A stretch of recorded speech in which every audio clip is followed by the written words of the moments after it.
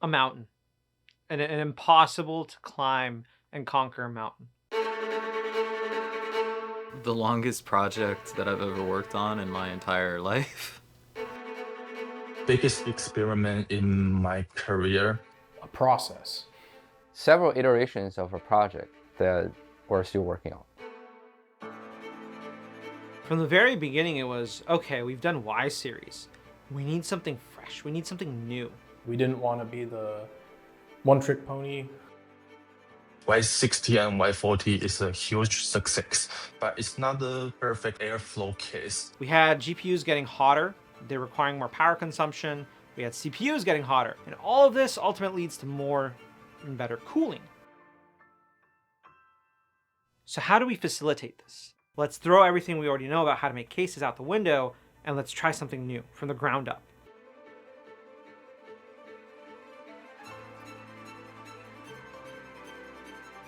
It's sort of this flagship concept case. We wanted to try something that people weren't doing because they thought it was impossible.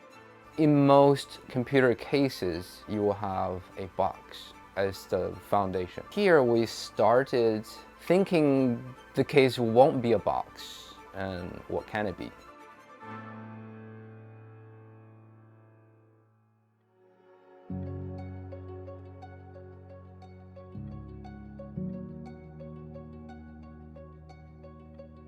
We were aiming towards otherworldly. Maybe the most craziest PC case in the world.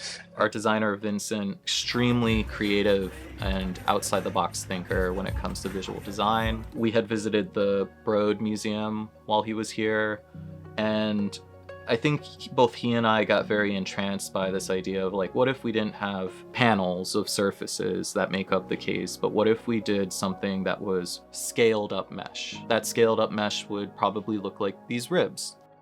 It's difficult to describe because there is nothing like it. The visual language is more from bike helmet. It's always very flowy, continuous, smooth edge.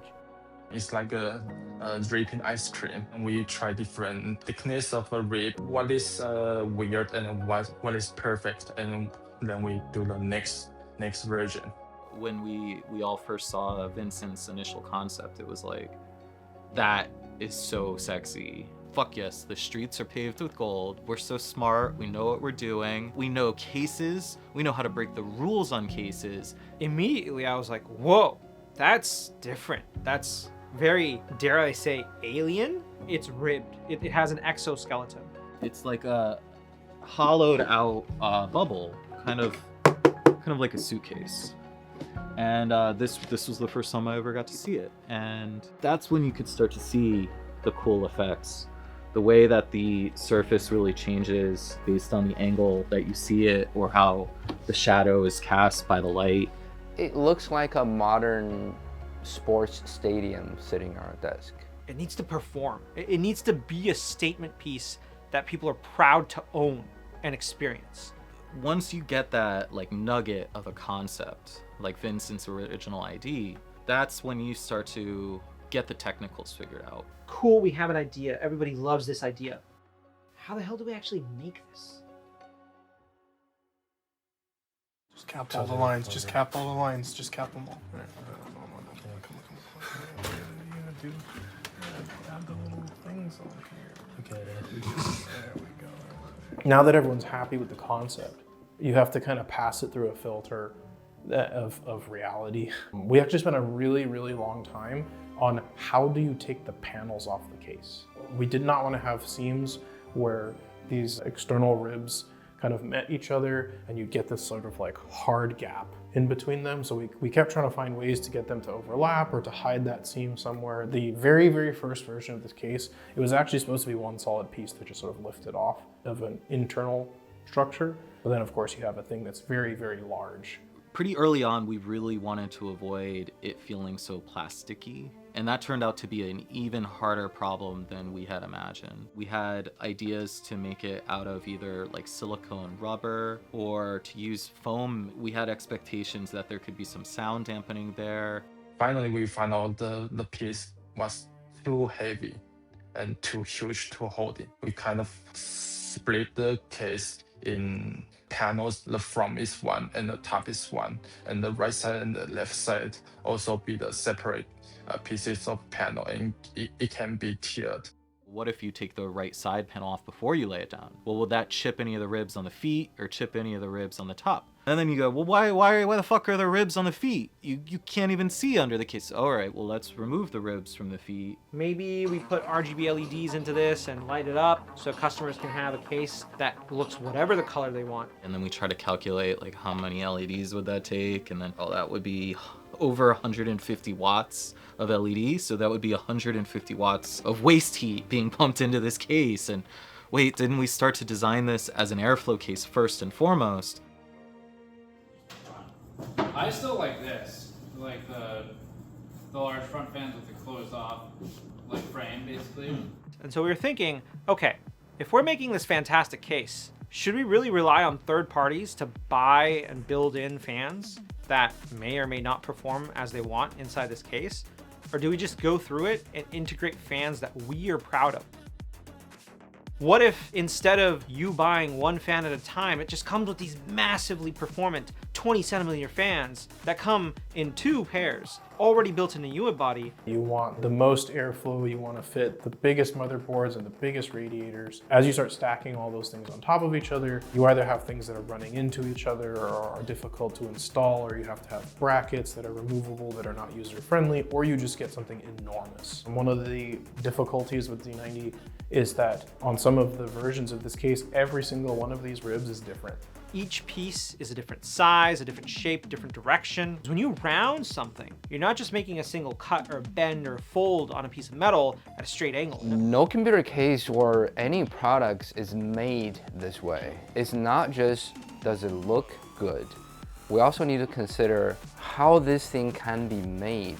I look at some of our competitors' concept cases. They have no intention to ever bring those to market. You could see it in the way they're designed. Like, there was no cost spared. Everything was just to the nines, and they call that a concept project. We really tried to manufacture this. This thing's $10,000. That's how much it costs to get just this one case here. Every single rib is broken into multiple pieces and hand assembled into this mock-up, along with the I/O, power button. And so this kind of gives you the idea of the complexity of what we're working with. This process doesn't exist. We have to create it. If you ask me, I would say should be under $1 million, in the 600 to million in between. It's risky. It's a very risky bet, Yep. right? You know, my idea is that we probably can sell at least 10,000 and up, but reality right now looks like It's harder than that. We are losing money on everyone we sell. So how much are you losing right now if you sell one of these at $140? I would lose $91.26 Jesus Christ. for a Y40. Fuck. With the market conditions, with the tariffs, economy, current state of PC components, it's a tough call. We're making products to make a profit. If this project is losing money, it's a sculpture, it's not a product. The challenge is taking the thing that makes it look like a $1,000 case and make it into a $200 case. If there was a market for $1,000 cases, a lot of case companies would be producing much more interesting things. If you ask me, I feel this is very special and sexy, but who is the right customer who will appreciate this kind of design? This looks really special. This looks really magical.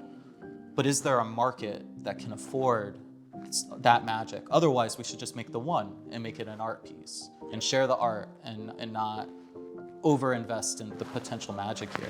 If we couldn't charge top dollar for this, well, what are we doing? Do we give up on this project, or we find some other vendors maybe doing architectural decorations from different industries, not just computer case industry? Can they provide their expertise and contribute to this project? As of the recording of this video, it's still a design concept. It's a way for us to try new things. It's bittersweet. I look at the stuff behind me and I have all these memories of seeing it for the first time and being like, whoa. It also, the project takes the longest time in maybe my whole design life. At least 3 years, probably encroaching into 4 years. Not everything is a win. Sometimes you fail. Sometimes it's not due to circumstances that you created. At the end of the day, we're also not a Corsair or a Lian Li or NZXT that can afford to just have indefinite development and just push things and push technology to catch up. We're talking about 3 years of effort and just having to close it down because it's not something that we can make. It's not fun. It's not fun. One solid result we got out of this is X50. One day, I said, all this internal chassis needs is a front panel, and it can be its own product. It was kind of a joke, but later we actually put some thoughts to it. X50 was the interior of this case, the round, bubbly form on the inside. Everybody was polarized on the design and aesthetics of the outside, but everybody who built in one all loved the inside structure. And what if we just made it out of metal? Or what if it was just round instead of pointy? Would all those things be more desirable? And I was kind of like, yeah, actually, we did all this other little tiny shit in here that I think could really stand on its own if I just gave it this really high quality metal shell that was extremely simple and retained all the airflow. These ribs sort of got morphed into the idea that these are kind of like a louver design, which you ultimately saw transition into the louver fins that we have in the X50. Wrapped it in some glass. The last thing was just, what do we do about the front panel? When we talked to the factory, we said, we want this whole curve to be meshed. They said they can only do the first 10 millimeters of depth. Originally, this is the front panel we compromised on. That compromise is too much for us to take. This thing exists, right? It holds all the way to the edge. So there has to be somewhere in the middle we can compromise on the design and you can push for the manufacturing. But you can easily see that we had a lot of losers in here, and when someone tells you it's impossible, you know, I'm the kind of person who's like, shut the fuck up. Like, what does that actually mean? That's how we got to the production design. It took a long time.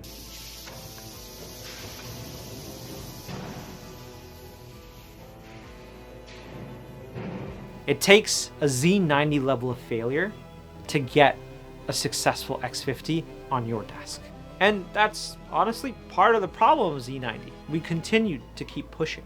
You take a look at the market, aside from a handful of creative companies, mostly everyone's playing it safe. The computer case is kind of very important for how you, the user, feels about using the computer. And some people are really about the fashion. PC cases, they're kind of the clothing that the system wears. And I think that is part of what contributes to Height's artistic expression with the cases. The audience, the consumer base, has evolved to the point where they have very particular tastes. They build out not just a desk, they build out an entire room that they want to be in. Did Height just make the best PC case that you can get? So is this a PC case or is this mid-century modern house decor? This case is really unique because it's very rounded. It breaks up the monotony of standard PC cases. Height started the trend with the Y70, and now every brand's trying to catch up. I still think there is an exciting product in here, but the economics of production really need to still be figured out. Even from those failures, there are things you can learn, things you can apply, and that's where we excel. I like what it represents. We put all the craziest ideas into it, and we got the sensible ones out. Before this came out, I cannot imagine I can create something like this.